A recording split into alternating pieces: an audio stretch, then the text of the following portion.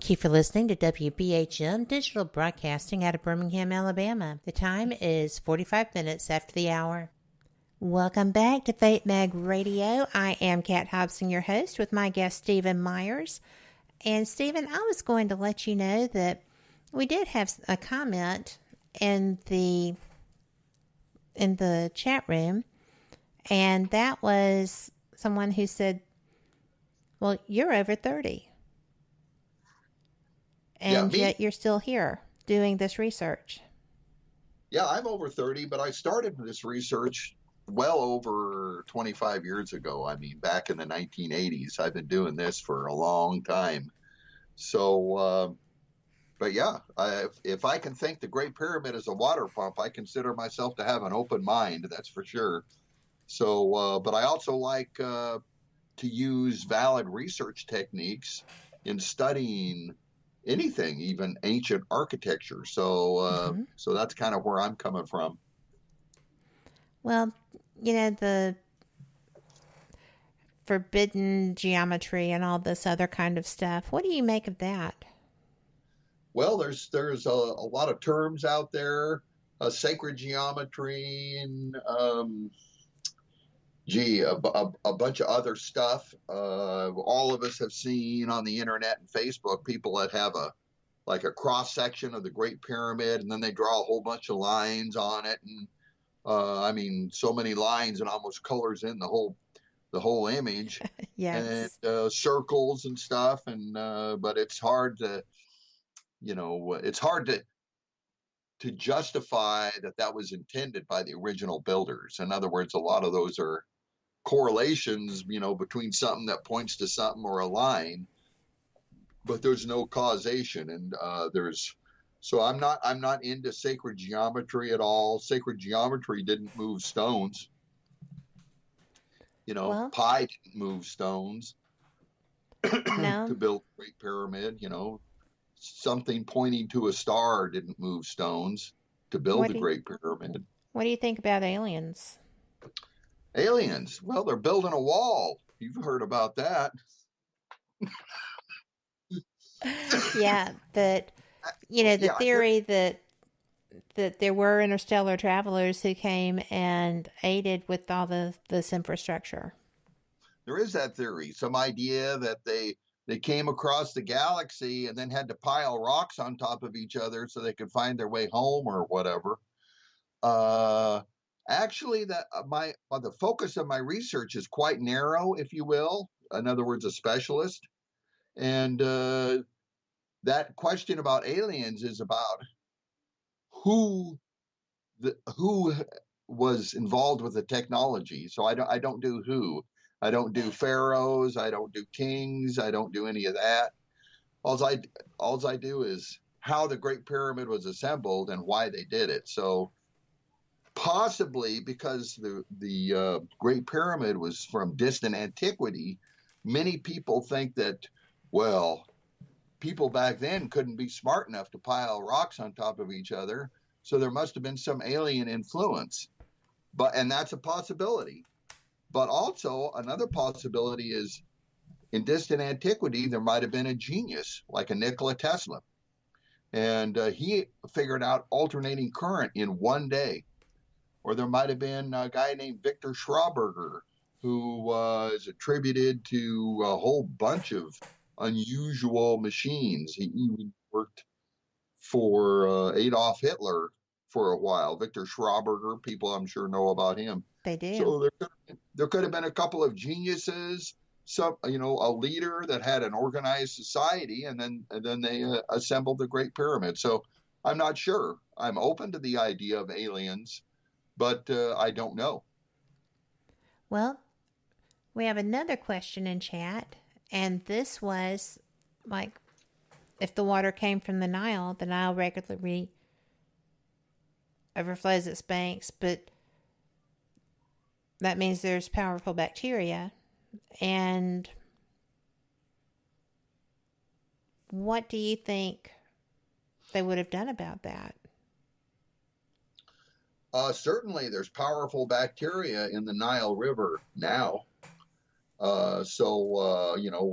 With Egypt being largest population of any country in Africa. Certainly 40 centuries ago, things would have probably been different. There's not only bacteria, but industrial waste in the Nile River. When I was there, they said, don't go fishing in the Nile River. You'll catch a fish with 5 eyeballs. So, Kind of like the Pacific. yeah, Which is not funny, but sadly true. that's true. So, yeah. But back then, I don't think it's the same as it was now in terms of bacteria, if you will.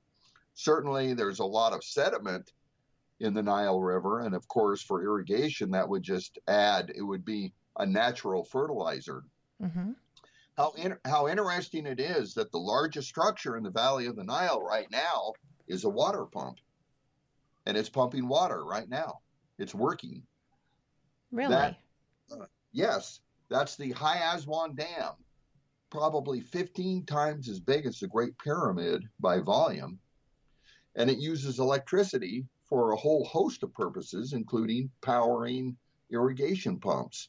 So the largest structure in Africa and in the valley of the Nile is used to pump water. I do find that interesting. It is interesting. So modern people, they're smart enough to know, well, if we build this big infrastructure, we can irrigate year round instead of through the yearly inundation, which isn't enough. So they built this High Aswan Dam, for prosperity, and it worked well. That is fascinating, because if we're smart enough cookies to do that now, why couldn't they be smart enough cookies back then? Yes. So in ancient times, in the valley of the Nile, they built a huge structure as infrastructure to pump water. In modern times, in the valley of the Nile, they built a huge structure that is used to pump water. They operate differently, certainly, but it's very interesting to look at it that way. It is. Mm-hmm. The High Aswan Dam has passages that point to stars. But everything that points up points to stars. So, Well, I am one of those people who find fascination in the fact that those pyramids are aligned with all of 3 stars of Orion's belt. I also find the ley lines and energy grids part of my fascination as well. But that doesn't eliminate the possibility that this is simply a mechanical structure. They could have been thankful to the heavens for having been given the skills to be able to build that. Certainly, there's a lot of possibilities. Certainly. Yes. One does not preclude the other. Not necessarily, but the Great Pyramid could have been built thousands of years before the other 2 large pyramids, and they could have, and then whoever built the other 2 pyramids could have thought that they looked like, the Milky Way, or maybe looked like a puppy dog or whatever. They wanted to look like a cloud that looked like something else. But there has been another theory about the Great Pyramid called pyramidology, and that was very popular about 70 years ago, where people compared the Great Pyramid with the Bible. There's a lot of data points in the Great Pyramid. It's a complex structure, and the same with the Bible. And then they made comparisons and came up with a bunch of correlations. But in terms of research techniques, those correlations didn't have they weren't validated by having a causation. So they were just comparing oftentimes unrelated data points. So there's a question about the research techniques involved with the Orion correlation theory, if I can be bold to say that. I know it's a popular narrative right now, almost as popular as the biblical correlation theory was 70 years ago. I'm loving this. I, and Brenda in chat says, "Well, has it been carbon dated? The It has. the other pyramids." Well, the Great Pyramid has several times, and the results have been inconclusive to my notion. They have different results. You can't carbon date rock, but the mortar or the bonding agent between the stones has some organic material, and that has been carbon dated. But they don't know if the samples have been contaminated.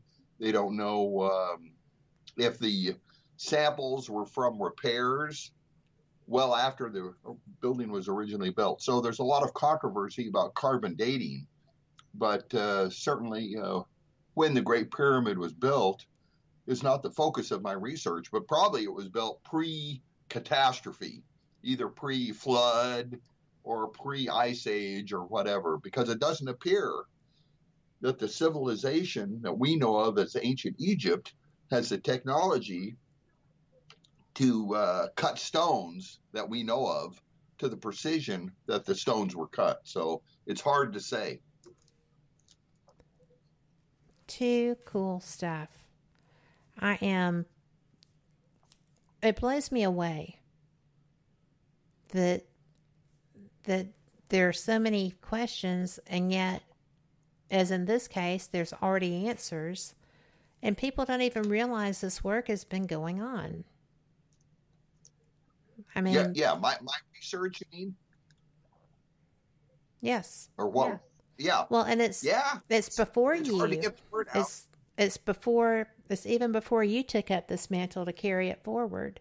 This is not a new theory. And it's not a new theory. And someone actually doing the science to get the specs to get an idea of what to do is probably newer. You know, somebody being fired up about getting out there and getting this done is probably new. But the concept itself is not. And it is not. About how far back does this theory go? Okay, a fellow named Edward Kunkel, who I never met, he died in about 1980. He was just a regular guy. He didn't really have a degree, but he was a businessman and did a whole bunch of other things. But he was kind of like me in that always on the back burner, always in his mind was the Great Pyramid, how it was assembled. And he studied it since the 1930s, this idea, and he would give lectures and everything. This is even before the internet. And ultimately, in 1962, he published his book called Pharaoh's Pump. That was the first edition in 1962. So it was privately published. He couldn't get it published by a publisher, of course. And he, never could get funding for experimentation. He did some experimentation, but everything was hampered by lack of resources. And, he died a penniless man. So it's too bad. He also wrote One Bright Day, which is his autobiography. Interesting story. It, too, was privately published, but with limited distribution. So I would recommend both of those books. And but he died in certainly in obscurity. A few other researchers mentioned him in passing, and I got a whole, had to interlibrary loan his books. I interlibrary loaned all versions of his book that he privately published, and it was fascinating. It was very technical and sometimes hard to follow, but it really rang true to me, his direction of research.